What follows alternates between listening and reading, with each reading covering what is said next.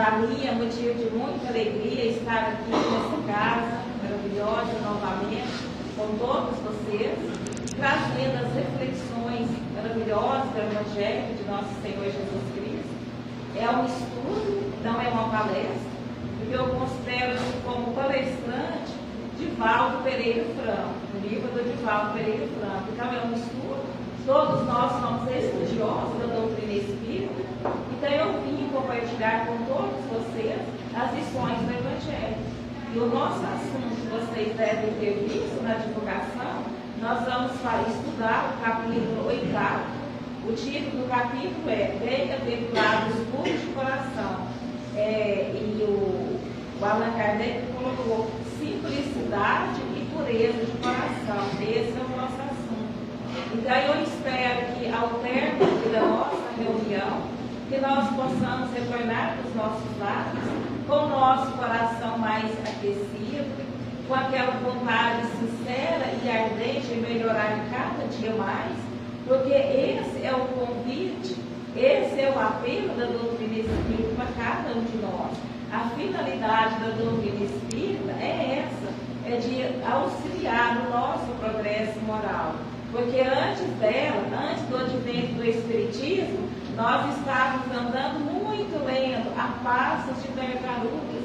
Mas como Deus, Ele tem um propósito para cada um de nós, quando Ele nos criou simples e ignorante, como está contido lá no livro dos Espíritos, na questão 115, onde o Allan Kardec pergunta, dos Espíritos, uns serão criados, se Deus criou uns bons e outros maus, e os Espíritos responderam para Allan Kardec que não, que todos nós somos criados simples e ignorantes, porém com a destinação que é a nossa perfeição. Então a doutrina espírita ela vem nos auxiliar no nosso progresso moral. E então que quando nós, ao retornar dos nossos lares, nós possamos levar bastante reflexão para o resto aí da semana. Esse é o propósito, tá? E eu agradeço a oportunidade que a casa me oferece e agradeço também a presença de cada um de vocês. E como hoje é dia de tratamento, eu desejo também um ótimo tratamento para aqueles que vieram buscar. Então vamos lá, capítulo 8º do Evangelho, bem-aventurados que têm puro coração. E o Allan Kardec, então, ele pegou um trecho, uma citação desse Evangelho de Mateus. Porque nós sabemos que a doutrina espírita não traz nenhuma novidade, nós não iremos encontrar nada novo na doutrina espírita. Ela é simplesmente o cristianismo redivivo. Porque quando Jesus veio aqui na Terra, ele deixou os seus ensinamentos, por volta do ano 300, mais ou menos, quando a igreja, ela uniu com a política, foi deturpado os ensinamentos de Jesus.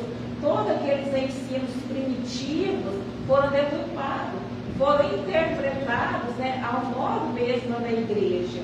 E então Jesus nos diz que Ele não nos iria deixar órfãos, Ele já sabia que isso ia acontecer, porque Jesus nos conhece muito melhor do que nós próprios. Ele sabia que o seu Evangelho ia ser deturpado, mas Ele diz que Ele não nos iria deixar órfãos e não deixou mesmo, porque Ele enviou o Consolador prometido.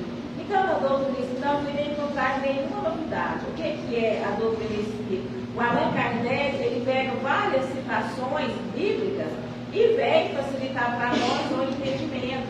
A semelhança das parábolas também, que ele pega as parábolas e vem nos explicar. Então, o Allan Kardec, ele pegou essa citação que está em Marcos e em Mateus, onde ele conta que Jesus estava pregando e de repente umas pessoas levaram umas crianças até Jesus para que ele as tocasse e abençoassem essas crianças. E os apóstolos de Jesus, vendo aquela movimentação, pensando que aquelas crianças iriam atrapalhar a pregação de Jesus, foi áspero com as pessoas que tinham levado as crianças até Jesus, repreendeu ali aquelas pessoas, pediu para que elas afastassem da presença do Mestre. E aí Jesus, vendo aquilo, ele disse assim: deixai que venham as minhas criancinhas e não as impeçais. porque eles estavam impedindo. Então, deixai que venham minhas criancinhas e não os impeçais, porquanto o reino dos céus é para o que lhes assemelham. Eu digo mais em verdade, que aquele que não receber o reino de Deus como uma criança, nele não entrará. E depois de abraçar as crianças, abençoou impondo-lhe as mãos. Então, essa passagem está nos dois evangelhos de Marcos e Mateus. Obviamente que Jesus, quando ele fala da simplicidade, quando ele se refere à simplicidade, pureza de coração, à semelhança de uma criança, Jesus ele está falando da criança na vida presente. Porque a doutrina espírita ela nos explica que nós somos seres imortais, que a vida ela não começa no berço, quando nasce um bebê, e ela nem encerra no túmulo quando morre uma pessoa. A vida ela já existe antes do berço e vai continuar existindo após a morte. Então, com o nascimento do bebê, novo é somente o corpo, o espírito que está ali, que dá vida ali àquele corpo, é um ser imortal. Ele traz com ele todas as suas bagagens, todas as suas experiências positivas, devido ao aproveitamento dele nas suas reencarnações, e também trazem as experiências negativas, devido à má utilização do seu livre-arbítrio.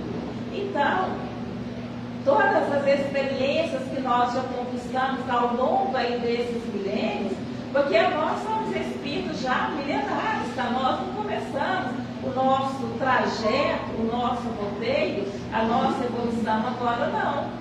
O André Luiz, lá no seu livro Evolução em Dois Mundos, ele veio nos esclarecer, tá? Ele nos diz, lá nesse livro Evolução em Dois Mundos, de André Luiz, através do psicograma de Francisco Cândido Xavier. Ele diz que a partir do momento que Deus nos criou, que nós não sabemos quando, até a gente atingir a fase da razão, nós gastamos mais ou menos 1,5 bilhão de anos. Então, olha só, mais ou menos 1,5 bilhão anos a partir da nossa criação, a partir do momento que nós somos criados. É claro que nós sabemos também, que a doutrina espírita vem nos revelar, que nós, o princípio inteligente, ele vem estagiando nos 3 reinos, no reino mineral, no reino vegetal, no reino animal, e hoje nós estamos aí já com a nossa razão esclarecida. Gastamos mais ou menos 1,5 bilhão de anos até a razão. E da razão para cá, nós já gastamos mais ou menos 200 mil anos. Então, não é de agora que nós começamos o nosso processo evolutivo. Daí dá para nós entendermos que há muita bagagem, há muita experiência contida no nosso inconsciente ou no nosso cérebro espiritual, se nós quisermos dizer assim. Então, trazemos conosco todas as nossas experiências. Nada, mas nada fica perdido, tá? E para esclarecer mais ainda, o André Luiz, lá no seu livro O Mundo Maior, quando ele estuda o cérebro, o capítulo é Estudando o Cérebro, lá ele nos diz também que o nosso cérebro é a semelhança de um castelo de 3 andares. Lá no primeiro andar é o nosso subconsciente, onde está arquivado todas as nossas experiências. Tá? Não está fora uma cadeia externa, não. Está conosco mesmo. E no segundo andar é o nosso cérebro de agora, o nosso cérebro consciente, o nosso cérebro presente aqui no segundo andar. E no terceiro andar é o nosso superconsciente, onde vai estar aqui as nossas realizações futuras. Então, trazemos conosco o nosso passado, o nosso presente e o nosso futuro. Então, nós carregamos aqui uma bagagem assim, pesada mesmo de experiências. Então, quando nasce um bebê, ai, que gracinha, que fofinho, é